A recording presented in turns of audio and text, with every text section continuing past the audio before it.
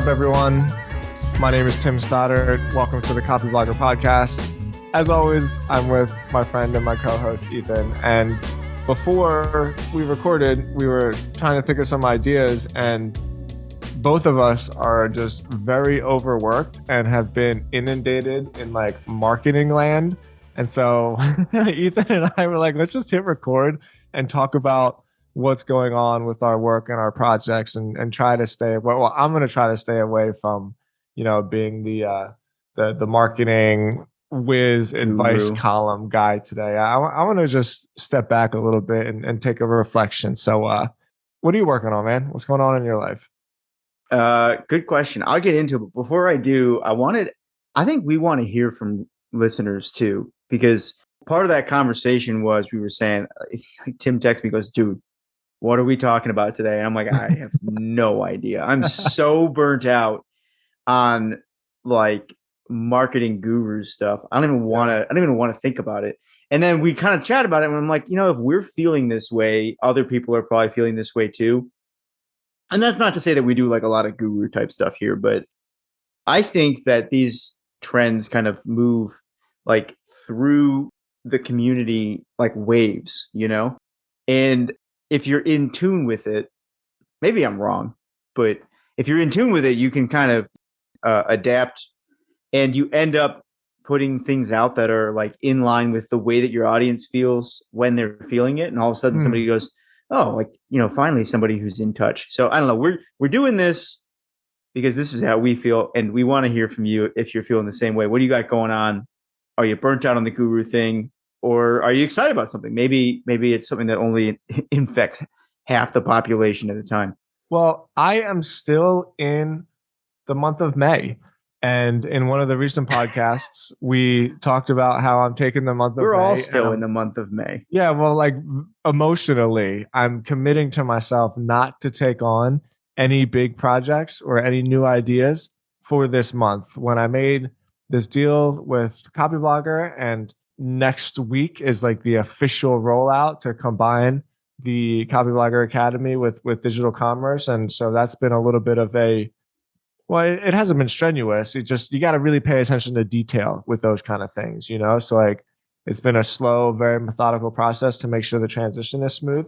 And so all this extra time I've had, like I'm proud of myself for committing because of how much anxiety and like nervous energy I have to want to keep working on something, And so I'm in a weird spot where I've been enjoying writing my blog and like writing my newsletter. This is funny because I was going to say this when we got on here and be like, how I know your partnership worked? You want to know how I know? How's that?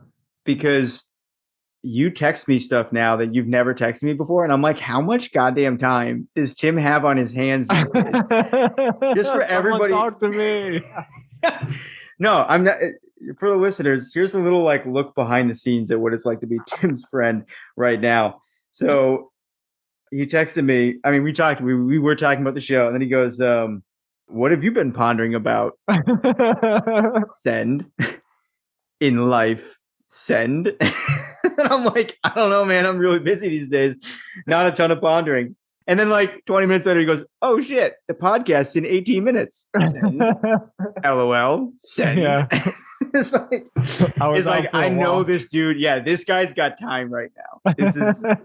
So congratulations on the new partnership. It's definitely working out well. It seems like it. Thank you.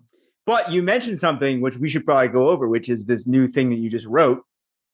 You said you're writing more, and you shared an article today that I think you said you're like more proud of this than anything you've ever written before, which is quite the statement. You want to dig into this? Thank you. And yeah, I think this is a great idea to talk about. When you said something earlier, how there's these weird invisible trends sometimes where it's like the whole community kind of secretly gets burned out on this thing, and we start somehow going into this other, like a bend around a river, right? My father, of all people, this is really interesting. My dad's been a paramedic in Philly for like 20 something years, and he has seen a lot of shit, basically. Especially in Philadelphia with like the drug overdose epidemic and just young kids dying all the time. And it's taken a real toll on him, like mentally and emotionally. And so over the last couple of years, he and I have really been talking a lot about him starting like a foundation or a media asset, let's call it. Like, that's where my head goes, about mental health in emergency responders. So my family is Oh full my of like God. cops and medics and firemen, and my dad has so much experience in this field, and he's saved like so many lives, and he's just seen everything. And we've been talking about it for a while. So anyway, I keep take that chunk, that information, put it in a little side compartment real quick. And I published a blog this morning on timstodds.com all about becoming a linchpin. I had a very, very profound moment in my life a couple years ago where everybody knows I reference Seth Godin a lot, and I really buy into like his ideology on creating content. And I read one of his books once called Linchpin. And Linchpin is basically about two things. It's about how the westernized workforce has been trained to be mechanized, like a factory worker. And that's fine. Like, that's the industrial revolution. That's how we got to where we are today. But it's the reason why our parents say, like, wake up, get a job, go to work, clock in, punch out, put in your hours, do the same thing. It's the reason why our education system has bells that tell you when you can and can't move around the hallways, because it's like an old Prussian system about using bells to shift workers in and out of their shifts, excuse me. And so when you take that in mind, you realize that that system isn't actually in line with what creates success today. Because what creates success today is actually like individuality, the way the internet works, and the fact that like most of our needs are met. So a lot of the opportunity is in creative work and is in like wants, like you pay to feel good a lot more than than was feasible like 100 something years ago, right? Because like you would pay just to eat and to live and to survive. So Linchpin is basically about that. It's about highlighting that framework in our society. The problem is we are wired from a very, very hardwired evolutionary standpoint not to stand out in a crowd. And this is something I've always been very fascinated with. This was like the real moment for me when I saw this and I felt like, oh, that's what it is. Like Stephen Pressfield calls it the resistance, and Seth Godin calls it the lizard brain. And it's your amygdala. And your amygdala is a very prehistoric part of your brain that sits right on top of your brain stem. So it's the thing that is most connected to your like instant reaction.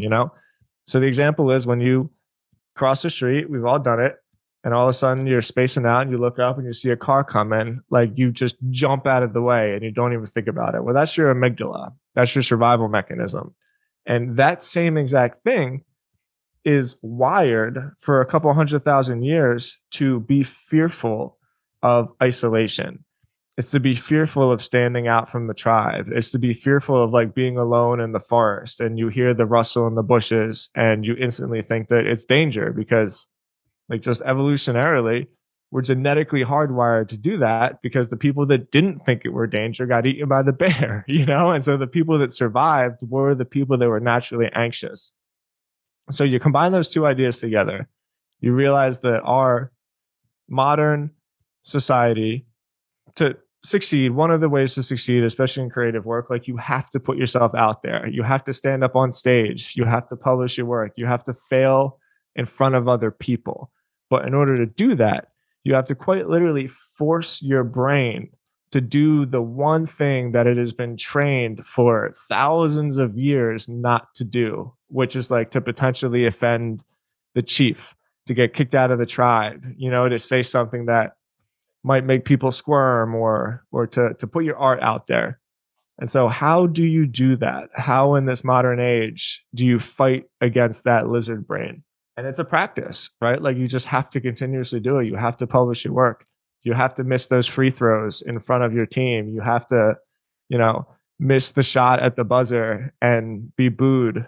And there's just no other way to do it. So I wrote this article. I'm very, very proud of it. It's got a lot of ideas, which you can tell. And like it took me a long time to figure out how to put them together in a way that flows and isn't like too choppy. So I worked very hard on it. And then, wouldn't you know, my father, since he works too damn much and he picks people up on stretchers for the last 20 years, he's got a torn rotator cuff in his shoulder. And my dad finally, after me harping on him for like 3 years, is forced not to work. He's on PTO, and he started a podcast. And my dad like started a podcast No way. all about mental health with emergency medicine. And so then he read my article this morning because like, he's my dad. He likes to read my stuff. And he said like, hey, I've been secretly doing my podcast. I didn't want to tell you because I didn't want to be like the typical start and stopper type guy, right? But I got 2 episodes in, and I just want you to know about it. And I'm trying to be a linchpin type deal. So that was that was my day, and I'm feeling pretty good about it. And thanks for listening to my story. That's awesome, man. Wait, let's shout him out. Not just because he's your dad, but also because this is like probably one of the more important topics for sure that faces every country right now. I mean, I've seen the stats on burnout among first responders, it's and gnarly. it was always high, but it's way higher now post-pandemic. So what's his podcast called? Well, he doesn't have a name for it yet. He's got 2 episodes recorded on Anchor. They're in draft, but they are publishing. He told me, and I actually let him get away with this. He's like, I don't want to publish something right before Memorial Day because then no one's going to listen to it. I was like, okay, that's fine. So his official launch date is next Monday, which is going to be the 6th. So we'll give him TBD. next week off, and then we're going to hold his ass to the fire. So Monday, June 6th, my dad's podcast about life as a paramedic for the last 25 years in like inner city Philadelphia. Oh my God. Yeah. So if my dad can do it, I'm telling you, like if my dad can speak on a podcast, anybody can do it. I promise you. Wow. That is wild. Congrats to him. I feel like we should name it for him. I agree. He's struggling with the name. Write it. First thing that comes to my mind, anything related to Philly, is the Fresh Prince, but I'm not sure that's the way to go these days. So it's not bad. Yeah. That probably won't work too well these days. Yeah. Do you still remember one of the first times that you actively pushed through that in a way that mattered for your business? It didn't matter directly for my business, but I think it had secondary effects just because it was one of those first like, oh my God, I want to throw up moments, and I did it anyway. On my first ever blog when I was in Florida, I wrote a story, and like it was probably really, really bad. And like I'm actually really happy that it's not on the internet anymore because it makes me squirm even just thinking about it, right? But like I was 4 months sober and I stayed up all night. I couldn't sleep. I'll never forget it actually. I was in this like shitty apartment in South Florida with a laptop that I bought at a pawn shop, listening to Deadmau5. Strobe was on, which is one of my all-time favorite songs. It's a song by Deadmau5 called Strobe. And I wrote a story about walking my dog and how all of a sudden my dog could talk to me, and my dog could never figure out what the problem was, because like that's where we all want to be, right? Like how come my dog is just never stressed? Like wherever he is, he's in the present moment. And that's like the magic that dogs have. They're just always completely present. And I wrote this story about how my dog could all of a sudden talk to me. And like I was walking him in the story and he was talking to me. And then when I got back, I tried to explain it to in the story of my girlfriend, who like didn't really exist, but she was just the other character. And she looked at me like I was crazy because I was talking to my dog, but couldn't figure out the message in between that. And like how in our own heads, how many times has that happened to us where we can't see the underlying message just because there's some other thing that like gets in the way, right? And so I remember publishing that story and putting it out on Facebook and just being terrified about it, like absolutely terrified. And honestly, I don't even know if anybody read it or commented on it or anything, but I do remember that particular moment being like, I didn't die.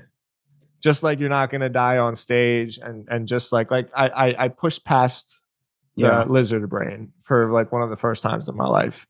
I like that, man. That's interesting. I think we'll have to come back to this whole idea of storytelling too, because I feel like it's interesting that you tried to make what was effectively like a nonfiction point through a piece of fiction. I feel like we're going to start seeing more of that in the next couple of years, in part because of this feeling that we have. Like we started this talking about how just burnt out people are on advice.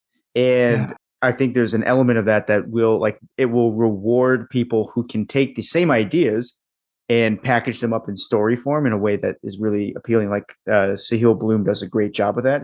Hmm. He writes a lot of advice, but every once in a while he'll publish kind of like a whimsical story type piece of advice, and people go nuts for it. So I think that's a really interesting approach, and it actually doesn't sound like a bad story to begin with. I thought it was Um, good. Yeah. yeah. Have you ever heard of Flatland? Has that ever come across your? Okay. No. I was on a backpacking trip one time, and I ran out of stuff to read. I was staying at this sort of Airbnb back before Airbnbs, and the host, she was like this really intelligent veterinarian who had left the high paced field of city vets to go be a vet in the middle of the mountains of Tennessee.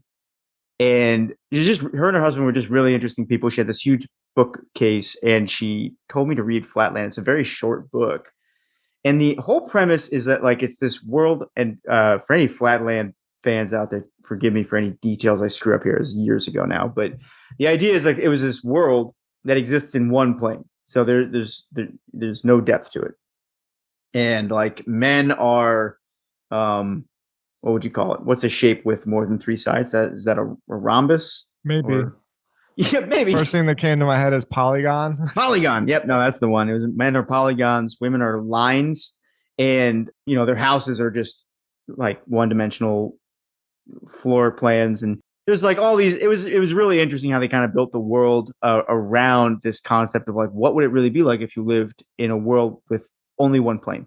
But Wow. the interesting sort of wrinkle in the story is that there's a character from this flatland who encounters a 3D character. 3D character kind of comes into the world and then picks this one dimensional character, or I guess two-dimensional character, Mhm. up so that for the first time he's able to see all of flatland below him. And then when he's dropped back into flatland, nobody believes him because they Mm. think it's absolutely ridiculous that there could ever be like a third dimension. And so it's kind of the same. It's a commentary on a similar notion to what you're talking about.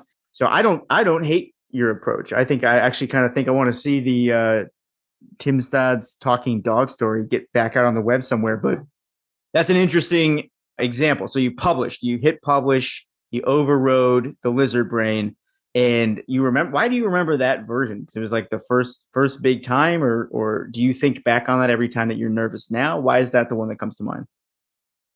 I remember feeling really good.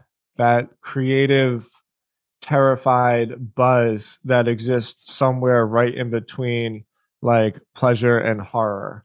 It's like that feeling right before you jump out of a plane on skydiving. It's you know the data, like the dopamine is highest right before you do the thing. Mm, And I think that was just one of those moments where I finally felt that feeling of like, oh, this must be what being a writer actually feels like. And I'd been like longing for it for so long. And like, my story chasing that thing in all these different directions. And it was just one of the first times I ever felt that. But you know who I do? Okay. I think Tim Urban is a really good example of this because sometimes when I read his stuff, I think this should not work. Like this does not make any sense in the traditional. Well, maybe traditional is not the word. In the he breaks all the rules. yeah, like in the best practice approach of getting your content and your message out there.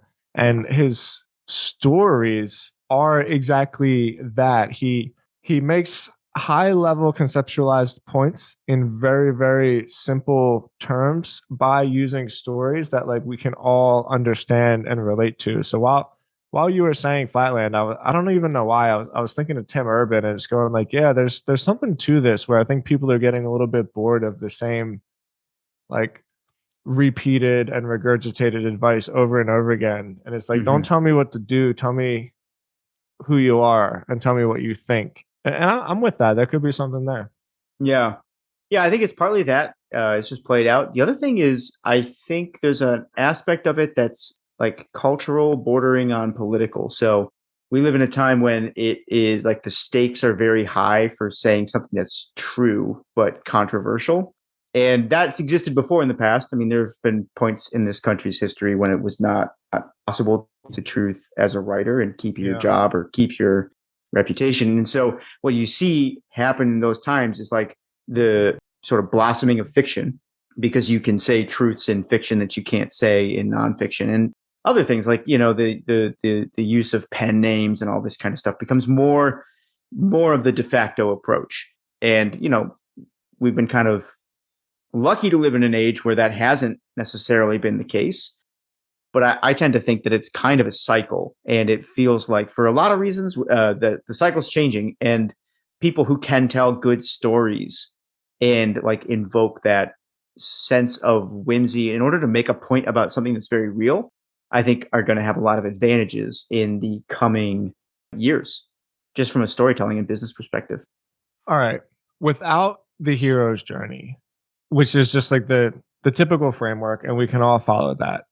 You're more of a fiction reader than I am. I read a lot of fiction, but I read a lot of comics. You know, like Alan Moore and like Neil Gaiman are the people that I read, you know, with comics. But you, I mean, I think you said like Huck Finn or something, and like The Call of the Wild were really impactful to you. So like, what makes a good story, right? Like, if it's not the hero's journey, then how the hell do you actually tell a story in a way that impacts people, but also like changes them, like invokes because that's what you want, right? Like you're Mm. writing to try to get a reaction out of somebody, whether that's the positive or negative, or buy something or click this, or maybe even just Yeah. think about it. You know, like how do you tell a story? Well, that's an interesting question. I would just caveat by saying you probably actually read more fiction than I do. It's different, but I don't consider myself to be a big fiction reader. But I do like some of the older stuff for some of these reasons, because it's surprised me by how, I don't know, like prescient it still is to Yeah. our world. And I think it's all the same journey. I think it's all the hero's journey, which I'm by no means an expert in. But I have one opinion on this, which is I think the best stories are true stories.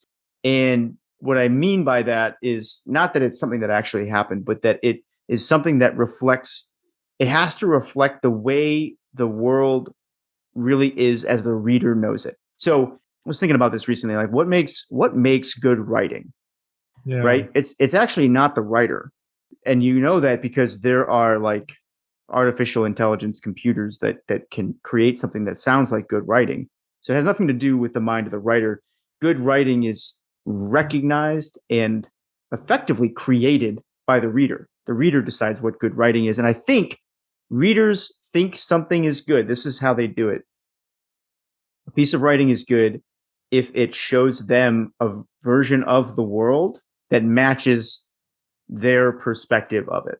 So, like, if you can speak to somebody else's truth, they will consider that to be a good piece of writing. And that's why writing's so controversial, right? Because there is no one objective version of reality, no one objective version of good writing. But there is bad writing. And bad Yeah. writing is anything that doesn't match, like, I don't know how to say it, truth. And you can see it in different things, like when characters develop too fast, or when characters do things that they really wouldn't do, which I'm, again, by no means an expert on this, but these are the things that I think about when I'm trying to write from a storytelling perspective.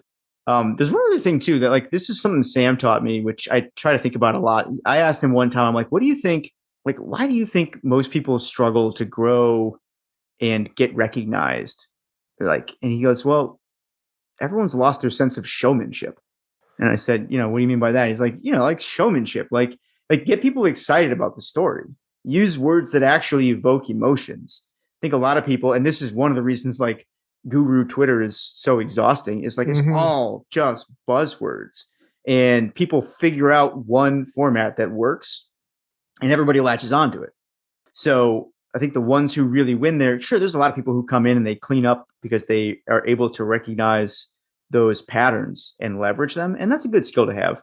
But I think the ones who kind of get like the most spiritual sort of satisfaction from playing in those realms are not just doing what they know works, they're also trying new things that they're not sure are going to work. So I don't know. I've said a lot of things there, but I think it boils down to, like, you got to be able to say something that's true. And I don't know if I don't know what the like how to get more specific on that, but it's got to be true in the eyes of whoever it is that's reading what you're writing.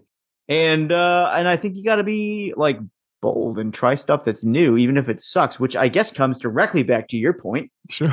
of sometimes you're going to eat shit for a while. Or like I love Stephen King's saying on that. He goes, you got to like keep showing up even though some days it feels like all you can achieve is to shovel shit from a sitting position. Nice. Yeah. Okay. Ethan, you say so many like simple things that are so profound when we talk.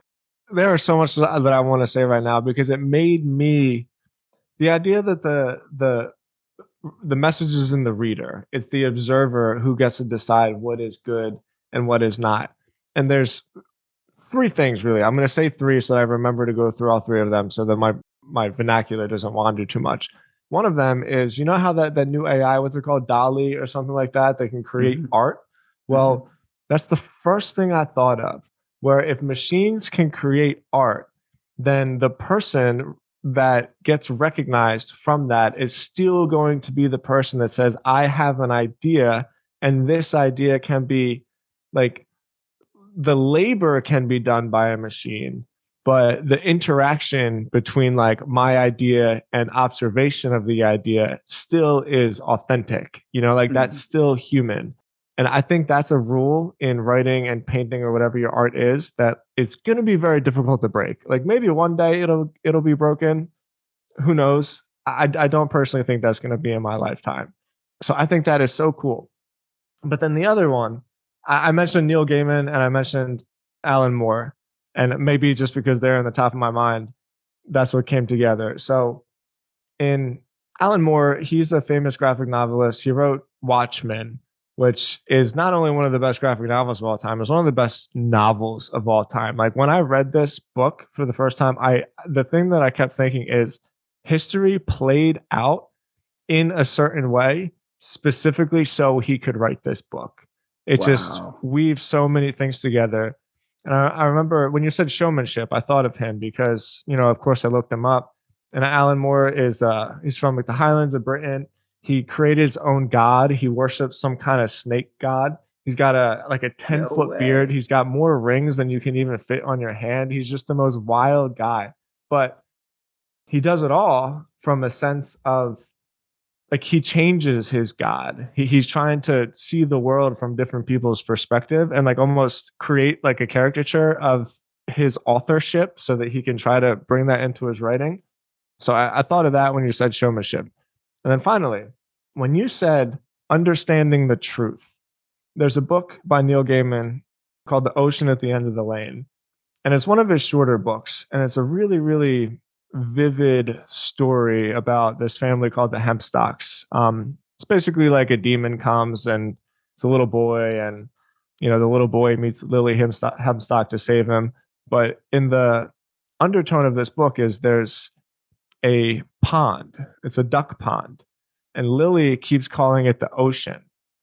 And the little boy couldn't figure out why. And then finally, towards like the climax, he grabs a bucket and he picks up just a bucket of water from this pond, and he's able to jump in it.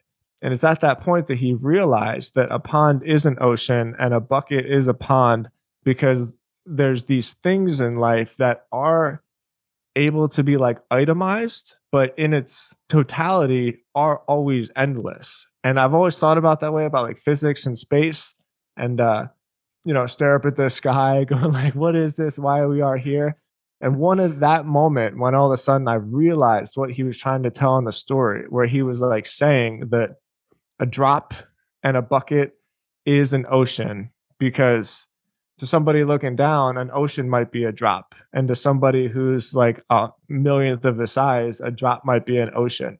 And when that moment Perspective. clicked for me, I like really, really got the truth. And so those truth moments that you referenced, I think are much more meaningful than we give them credit for, because they really, really can change like human behavior.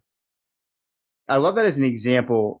This concept that like perspective can get closer or further, but there's some kind of constant that like it revolves around. And depending on how close you are or far from it, that is what dictates what you see. But in this case, like that pond would be kind of the constant, and I think that's almost what we're using as a stand-in here, like calling it truth. It's like there is something that exists out there that is real, even though we all argue over it every single day, and we all have our own perspectives of it. And it's the job of the writer to be able to kind of slice off a piece of that and bring it into the story the way that the reader would recognize it. As you were talking there, you helped me actually clarify one of my thoughts about what truth is, or like how could you categorize it? Because I think that's the hardest part. The pond is the truth in the story. I get totally what you're saying. Yeah, yeah, it's this thing that like it almost can't be fully described, but it's Yeah, like it is kind of a constant. I think one important trait, and I do think this actually ties in also with what your article's about in terms of overcoming the fear of publishing. One really important trait is to be able to divorce yourself from the fear of judgment for what you're going to say. And I think yeah, this is actually a line that I heard Neil Gaiman share in a podcast at one point, but he basically said he was giving advice to somebody, or somebody was giving him advice. He was writing something very tricky, and somebody said, or maybe it was him, said, give no quarter to your ego. And the point that's always stuck with me as like one of the hardest and most important things to do in storytelling of any kind, because most of our stories come from experiences of ours, and I think there's a temptation to see ourselves kind of as the hero sometimes. for sure. If not the hero, then certainly to like protect ourselves from any like backlash that would come from somebody else and the way they perceive the story. But you can't write truth if you are overwhelmed with concern for how people are going to perceive things. Yeah. And I think that's easily recognized in bad stories. And I don't know if people necessarily would think this, it's just not believable, right? Because it's too good, or this character is too evil, or whatever it is. I don't know if they can always put their finger on it, but the reality is what you're trying to do is you're actually trying to maintain control over what the reader thinks too much. And there's kind of a balance that has to be struck there. And I think it can only really come from practicing this discipline Yeah. of removing yourself from the outcome, not necessarily caring so much about it. So Yeah. it's funny how all these roads kept leading back to this initial topic of overcoming that kind of amygdala response. I hadn't thought until we had this conversation how deeply tied into good storytelling that Me really can neither. be. Yeah, but fascinating stuff. Well, it's difficult because it's almost like the cruel joke of creativity, where you sit down to say something, and the process of saying something creates a thing that like you probably didn't actually mean to say, but like in some ways it's still the act of saying something, you know? And Mm-hmm. so let me ask you, do you start like with your process, do you know what you're trying to say before you say it, and do you feel like you hit the mark most of the time, or is it like a start from A and figure out where you're going along the way? I think there are two different experiences that I have. Sometimes there's a very clear idea that I know that I hold, and I'm trying to figure out how to voice it. And then other times it's the opposite. I will sit down and write about something that's bothering me, and I'm not even really sure how I feel about it until I've sat down. But the writing is different. So in the second case, it's usually more of a stream of consciousness, and Yeah. then that's when something comes out that I'm like, oh my god, I didn't even realize that was like that's a really good way of encapsulating this issue or whatever it is. But I'll give you an example of the first one that actually I was thinking about this earlier because this happened to me this morning. I was out for a walk, and one thing that I think has always like frustrated me, especially nowadays. I know we don't not to get political because we don't get political on this show, but it frustrates me to be somebody who sort of I would consider myself somewhere in the middle, and I see people on both ends of the spectrum, and they suffer so much for their beliefs, and I think a lot of the suffering is driven by their inability to understand what the other person is saying, like on the Right. other end of the spectrum. So it's kind of like a self-imposed suffering that doesn't have to be there. And anybody listening to this who's kind of sat in the middle of family dinner at Thanksgiving over the last couple of years will know what I'm talking about. There is a massive miscommunication that's going on.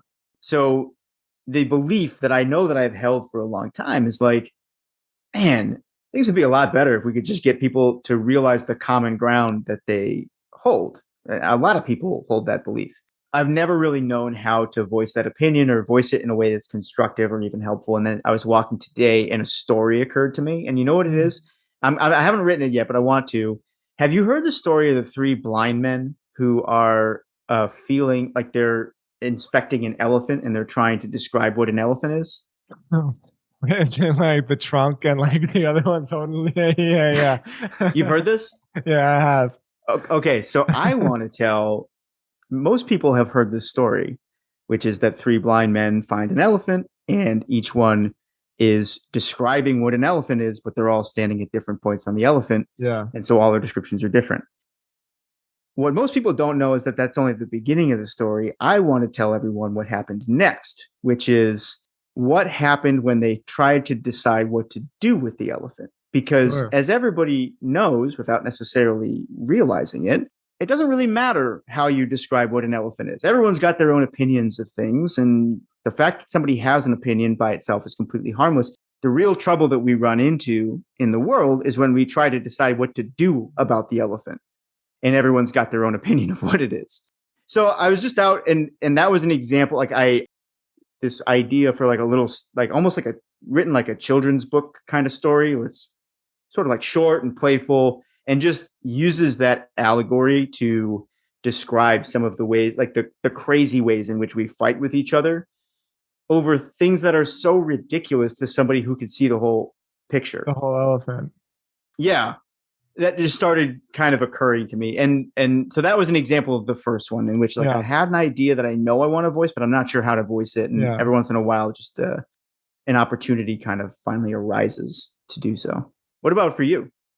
I think that's actually really well said. So I wrote a personal thing on the blank page, my personal like hidden Substack today about guns. And I know how I feel about that. And that's easy to write.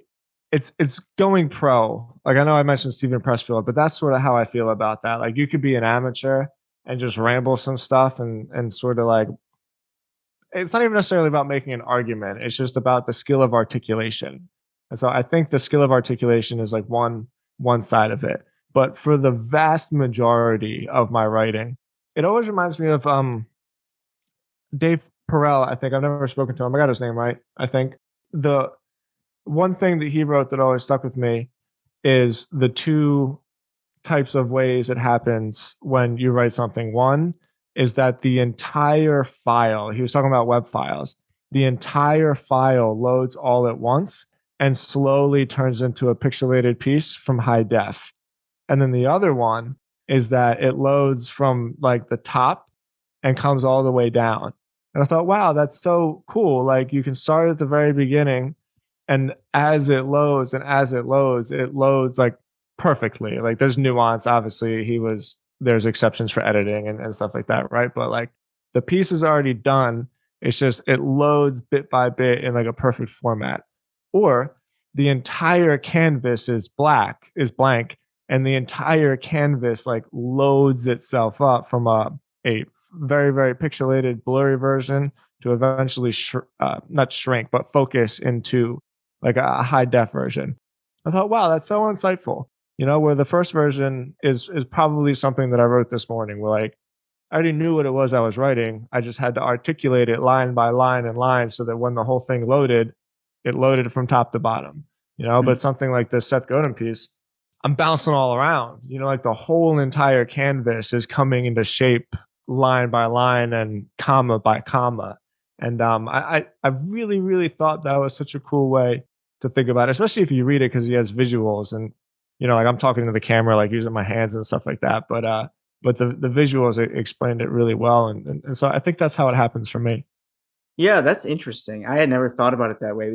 I will probably never be able to think about it any other way because that's a good visual representation of how it works. And I think one of the big questions for people is like, well, then how do you practice this skill of whether it's being able to divorce yourself from the outcome or being able to override that amygdala. And I think you've mentioned one already, which is sort of, full sending it. You recognize the fear and then you do it anyways. I think one thing that helped for me was getting around a group of people who were one or two steps ahead of me and seeing them out there doing it and realizing that it wasn't there were no there's no lasting damage from what they did. Like I still learn this from, and I've been lucky to work with some just really effective, well-known writers. And I think one of the things that I learned from them, not only is that publishing is for the most part, pretty harmless. You can get it in a dust up over it, but it's important too. And I think I've seen the feedback. Yeah, I've seen the feedback come in, and you see how these pieces, and it'll always be the thing that you don't think is gonna have any impact. All of a sudden, it comes back, and somebody just emails you and says, hey, that was really important, and I'm glad that you said that. Mm-hmm. And you only need a couple of those to overcome the fear of doing it again in the future, because then in your bones that even if this is scary for me, it's important. And I think you talk about overcoming fear of any kind. Like one of the ways in which humans are best able to do that is when there's some kind of higher purpose involved. And that's not, I don't want to get high and mighty about like any particular type of article. Well, why does anybody do anything? Yeah. Well, that's the thing. If you can find a way to link what you're doing to like helping somebody else or some bigger, mission rather than just whatever it is that you're trying to achieve with your business, getting over that amygdala response, I think is going to be easier. So those are the things. Yeah, those are the things that stand out to me. This has been great, man. I guess we started off kind of shaky, but I'm really happy with where we ended up on this. What are the key takeaways? You gotta ship. Well, you gotta ship. You actually, let me summarize what you said a little bit, because you kind of did just have a takeaway right there. The way to get over it is to do it in front of other people.